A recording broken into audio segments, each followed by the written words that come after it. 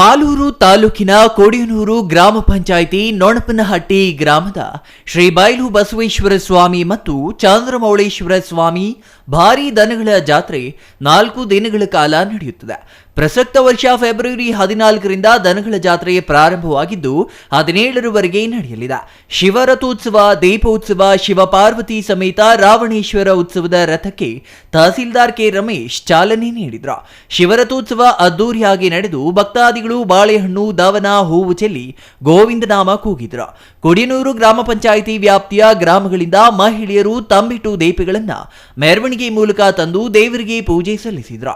ರಥೋತ್ಸವಕ್ಕೆ ನೆರೆದಿದ್ದ ಭಕ್ತರಿಗೆ ಅನ್ನದಾಸೋಹ ಮತ್ತು ಪಾನಕ, ಮಜ್ಜಿಗೆ ವಿನಿಯೋಗ ನಡೆಯಿತು.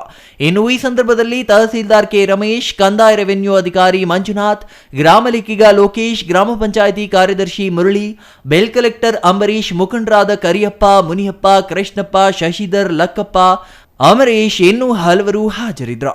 MP Prakash, CTV news, Malur.